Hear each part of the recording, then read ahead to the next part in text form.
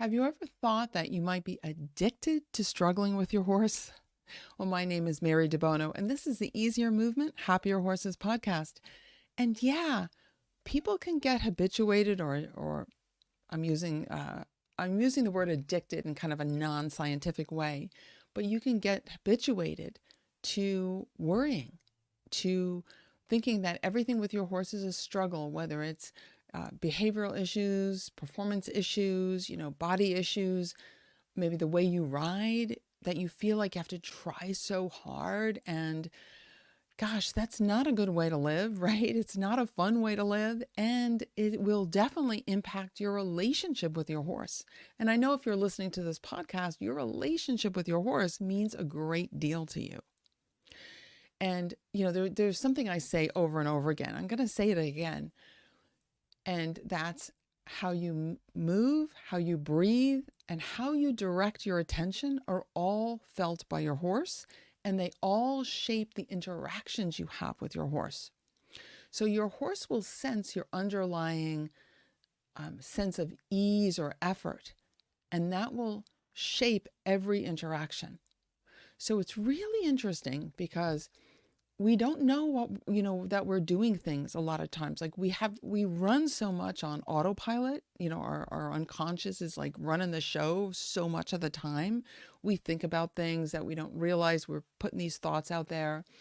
And, it boils down to, if I can say it in very simple terms, that we have different neural pathways, neural connections, and some of them, because we do them over and over, they get very strong. Those neural pathways are kind of like deep grooves in our brain. You can think of them, right? They're like highways that are really grooved in there, right? And so your brain just automatically goes to them. So it could be worrying about your horse. And I want to say this right from the get-go. I am not immune to this, okay? As a matter of fact, this was a big issue for me years ago I was on the worry train with my horse. So it wasn't about like struggling with behavior or things like that or performance. It was more worrying about my horse's well-being. And it took a little intervention from my husband, who is not only a credible Feldenkrais practitioner, but he also does other things, mindset things and he helped me get off that worry train, because it's not fun, right? You realize that the strain or the stress or the struggle, is taking, over, like it's playing an oversized role in your life. And again, that can really impact your relationship and your ability to have a good time with your horse.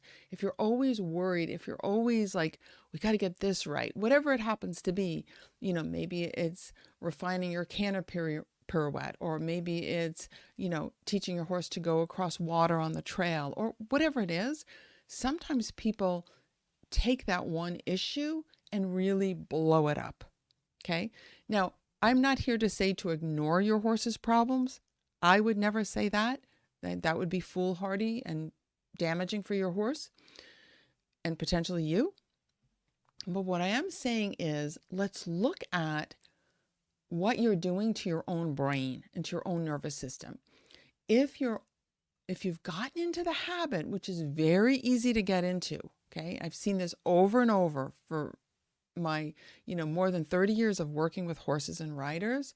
I've seen people get really fixated on certain things, whether it's a single issue or just globally. They're worried and have more of a struggle relationship with their horse, right? And what I'm going to say is there are ways, you have tools, right? And I'm going to share a couple of little tips with you here that you can get off that struggle train, okay? And start to expand what's going well with you and your horse, what's working, okay? So again, we're developing these neural pathways. So what we want to do is, it's just like, I don't know if you have experience with positive reinforcement training, but if you do, that's where you're looking for what your horse is doing well, and you reward that, you reinforce that. And what's not, like, let's just say inappropriate behaviors, you kind of ignore them. And so eventually that they go extinct. In other words, they just go away because they're not being reinforced. So you can think of your own neural connections, your neural pathways like that as well. The ones that you want to develop, right? You want to strengthen those, right? You want to reinforce those. And the other ones, you're just kind of going like, let's not do that anymore. And they eventually kind of disintegrate, if you will. So the first thing I would suggest is that you get in touch with yourself first. This is always my first step with people, is to really connect with yourself. Center yourself. Notice your breathing. Notice your physical sensations. So if you're standing up, notice how your feet are touching the floor or the ground. Right? Notice how your whole body feels. Think about, your neck, your shoulders, your back, your hips, your, everything. Like, how do your arms hang? Where are you looking? And really connect with yourself. And again, you can do this in any position. So you can be sitting on a chair. Notice how your butt feels in the chair. You can be lying down. Notice these things. And what's really important is that you don't go into a self-corrective mode, a critical mode. Okay, this is really important. Okay, you're just noticing. It's what I call compassionate curiosity. You're noticing without judgment. You're just curious. How do I feel? Like, what am I noticing physically? And what that does is that gets your brain to pay attention in the present moment, right? If you're really focusing on your sensations, you can't be worrying about something. You can't be, fretting about the future or regretting the past or some other iteration of stuff we do as humans. And so this takes a little training because, after all, you're hardwired to look for what's wrong, right? That was an evolutionary bonus, if you will, right? The ones who stayed alive were the ones that were on the lookout for the saber-toothed tigers or whatever other danger was around. So you want to think now like, okay, how do I train myself to look for what's good? Well, number one, like I said, you want to connect with yourself first, because what you're doing there is you're also developing better sensory acuity. So when you just think about your own sensations, you're getting your brain to notice things more, be in the present moment, and that actually helps you notice more about your horse as well. Okay? When you focus on your physical sensations, you're breathing differently. You can start to regulate your nervous system in a new way. And again, it's not a judgment, right? You're just noticing. So it's neutral. It's neutral, right? So you can start to develop the ability to look for what's going well with yourself, with your horse. So like with yourself, instead of thinking like, oh, my shoulders are tight or my knee aches or whatever, you start to ask yourself, what feels really good? What part of me feels really good right now? And how can I breathe in a way that just, I could take in all the beauty around me, right? I can just be relaxed and at ease. So you're starting to train your brain to look for what's going well. And again, this is really important because the negative often takes this huge role in our life. That's what we notice. So now we're saying, okay, brain, let's filter, right? Let's look for what is going well. Okay, so you start to notice more of what's going well for your horse, right?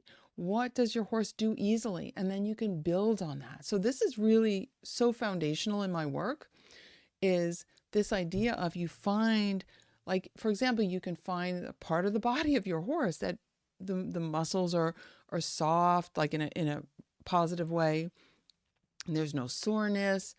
And then you start to work with your horse there and you help generalize that feeling of ease and pleasure throughout your horse's body.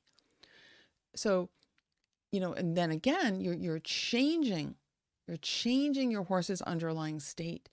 And now think of it this way. When you approach your horse like that, when you have this idea that you're looking for what's going well, for what your horse does easily, you can take this into a lot of different directions. That totally changes how your horse experiences you. Okay? Because now it's like, think of a little kid and a teacher walks in the classroom, right? And there's a little child who's struggling with something. and the teacher, instead of criticizing them, but instead thinks about, okay, what does this child know how to do? Right? And build on that and think, how wonderful. Like that's, they get praise for it, or, somehow reinforced in a way. And then that child will build confidence, right? And be able to do more. So that's what I've seen. I've seen that when you start training your brain to look for what's going well, suddenly these new possibilities open up for you. You start to have more solutions for problems. In other words, your brain starts to look for, okay, how could we make this even better? And again, I've seen this over and over again. So it's really, really interesting. So you want to expand your sense of what is possible. And a great way to do that is, number one, be present. So connect with yourself, be in the present moment, embrace compassionate curiosity, and then start looking for what's going right in yourself, what feels good, and then expand that to your horse. What's something, however small it seems, that is going well for your horse, so if we're talking about like a performance issue, what does your horse do well? It could be the simplest thing, the tiniest movement, tiniest interaction with you. Okay. Notice that. And again, your brain will start to notice more of those occurrences, and then your horse will feel that difference in you. They'll start to feel that and respond to you differently. Okay, this is really big. So I hope this gives you some ideas of, how you can start to train your brain to look for what's going well, expand on that, and start to let go of this compulsion or addiction, whatever you want to call it, of worrying, of stressing, of that struggle train that a lot of us are going on, right? We live our lives a lot of times with a sense of struggle. And it's often unnecessary and not helpful. As a matter of fact, it makes things worse. So again, I'm going to encourage you to start with yourself. Notice your sensations. Notice how you're breathing. Embrace compassionate curiosity. Just be curious. And then look for what feels really good with yourself. And start to expand on that. And look for what feels good to your horse. Again, whether it's a behavior, whether it's something physical, and of course I teach this in my Move With Your Horse program. We go into a deep dive on all this for both yourself and your horse. But this idea of how to develop sensory acuity, noticing things. And what's really cool about that, because I love that so much, is that you develop what I call informed intuition. I didn't come up with that phrase. Dr. Feldenkrais, Moshe Feldenkrais, who developed the Feldenkrais method, used to talk about that. And it's like this idea that you unconsciously start to take in useful information about your horse. But it's unconscious. You don't even realize it, but suddenly you have a hunch. You have a hunch that, I should do this, or I could do this, or, whatever it happens to be. And that's born out of developing sensory acuity. And you can start that. You can start that sensory acuity by just having greater body awareness. Okay, in that idea of just noticing yourself and just letting go of unnecessary tension. Physical tension, your muscles, but also mental tension, okay? Because all of this is a habit, it's a compulsion that we have, but you can change it. And I'm living proof of that, okay, that it can be changed, right? So thank you so much for joining me. I would love, by the way, if you want to tell me what you're dealing with, what you're struggling with, like what issues you might have with your own self, with your riding, because that's a whole thing too. Like a lot of times we just try way too hard in our riding and we get on this vicious cycle of excess tension, right? Physical tension, emotional tension, because we know they go hand in hand, right? And that is bothersome to your horse. And then there's behavioral issues, et cetera, et cetera. So let me know. And maybe I'll be able to do a podcast episode for you. So thank you again for being here, for listening, for subscribing, and for reviewing the podcast. If you want to reach out, you can find me at mary@marydebono.com. So I look forward to talking to you again real soon. Bye for now.